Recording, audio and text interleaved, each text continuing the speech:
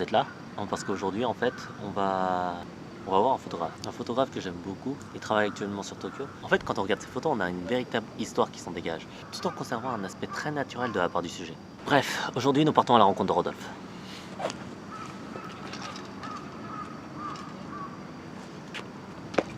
La caméra.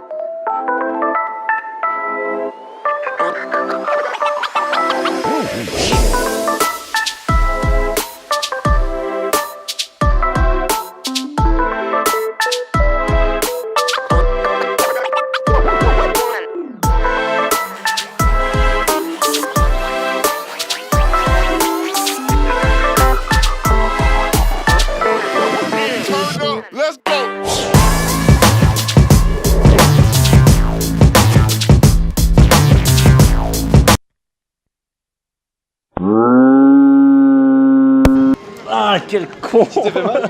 Ça va. Ah celui-là il va être trop bien. Ah Le micro il est branché. c'est ça, La exactement. il tourne. Ah, c'est bon, et c'est bon, je regarde devant moi. Et le mec regarde devant lui. Oh putain. C'est vrai, elle était énorme quand même. Oh le cauchemar. Donc généralement tu t'en vas comme ça sans plan parce que bon, tu Ouais. répéter un petit peu Ouais, étant non, donné non, que le non, micro t'inquiète. est branché maintenant.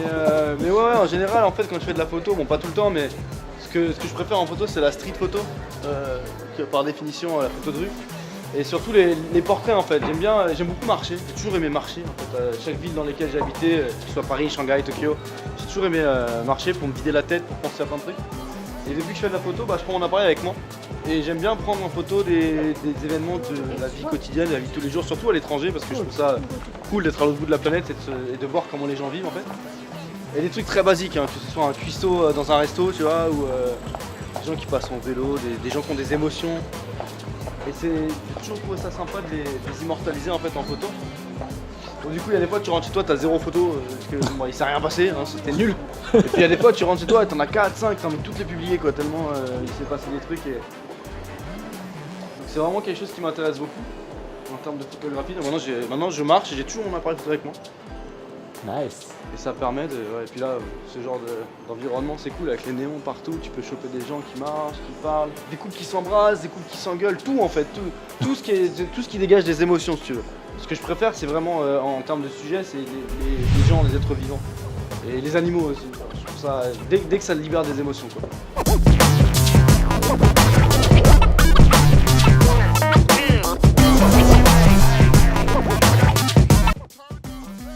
De faire un peu comme ton réseau, tu cherches un style. Et dans les lieux touristiques, tu prends des photos et merci à toi. Tu prends des photos et après tu te rends compte que tout le monde l'a déjà prise quoi. Et c'est une galère. Donc c'est un bon challenge dans les endroits touristiques de faire des photos différentes. C'est pas toujours facile par contre. C'est clair. Mais utiliser, tu vois, des frames. Frame within a frame. Utiliser le décor pour faire un cadre en fait. Ouais. Genre shooter à travers des fleurs, shooter à travers des trucs. Il y avait des photos que j'avais trouvé stylées qu'on avait fait avec des potes, on shootait des modèles en fait. On avait des potes à nous qui nous servaient de modèles dans Shibuya. À un moment mon pote il shootait comme ça. Et j'ai shooté à travers son bras. Du coup ça a fait un cadrage un peu triangulaire, un peu stylé, c'était sympa. Bien pensé sur le moment. Ouais.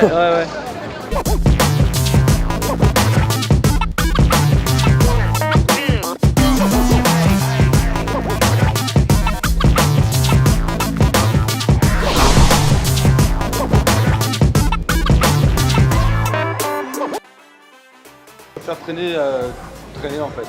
Sinon avec des potes quand on a des shootings de prévus, qu'on a des modèles et tout, là on va choisir des endroits genre Shimokitazawa, tu vois c'est stylé, ou Ah Koenji. putain ouais. Sinon il y a moins de monde et ça fait vraiment plus local quoi. Ouais. Après là du coup bon, il y a des lumières partout, il y a du monde, il y a plein de gens qui ont du style parce que c'est le quartier fashion et tout. Yeah. Donc c'est intéressant en photo mais sinon non j'ai pas d'endroit de prédilection vraiment.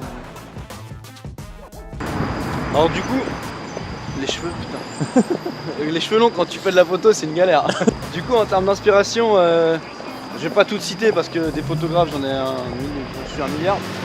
Mais si je devais faire un top, je dirais en premier là en ce moment c'est Joe Greer, qui est un mec de New York qui fait de la street photo. Il shoot beaucoup en analogue, en argentique, sur Leica notamment. Et j'aime beaucoup son approche de la photo et je trouve qu'il donne, j'aime bien, il donne des bonnes images des States, je trouve. Il a des photos très Manhattan, New York et tout. Et j'aime vraiment beaucoup. Il voyage énormément. Il était en Inde la dernière fois là, avec un autre photographe que j'aime beaucoup, qui s'appelle Dan Tom, qui lui fait beaucoup plus de photos de paysages, de photos de voyage. Mais j'adore son traitement des couleurs en fait. Et lui, il shoot sur Sony. Il shoot au Sony A9, si je dis pas de conneries. Après, je pense à Théo Gosselin et Maud Chalard. C'est un couple de Français en fait. Et ils m'ont beaucoup inspiré quand j'ai commencé à faire de la photo, notamment Théo Gosselin.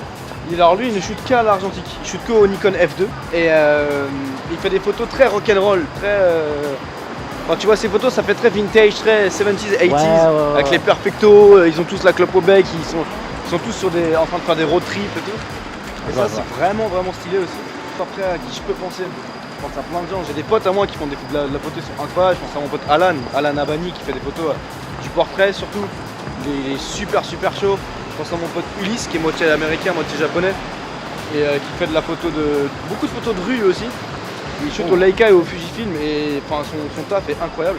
Et on se voit de temps en temps, tu vois, on shoot ensemble et la dernière fois ça m'a fait plaisir parce qu'il a comparé mon taf à celui de Steve McCurry. Je sais pas si tu connais. Donc il y a un photographe reportage depuis des années. Le mec, je le suis sur Instagram, je sais pas quel âge il a, il doit avoir 65 ans ce mec maintenant.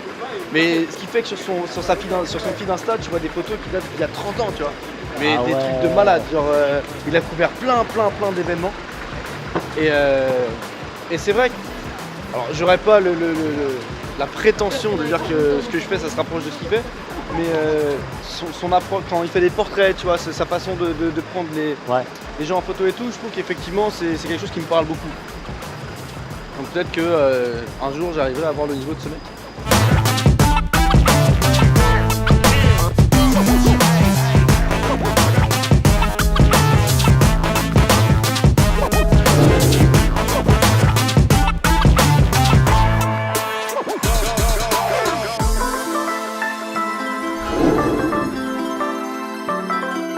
T'as le micro qui marche? Ouais, c'est bon. La petite boutade du jour, ça va être le micro.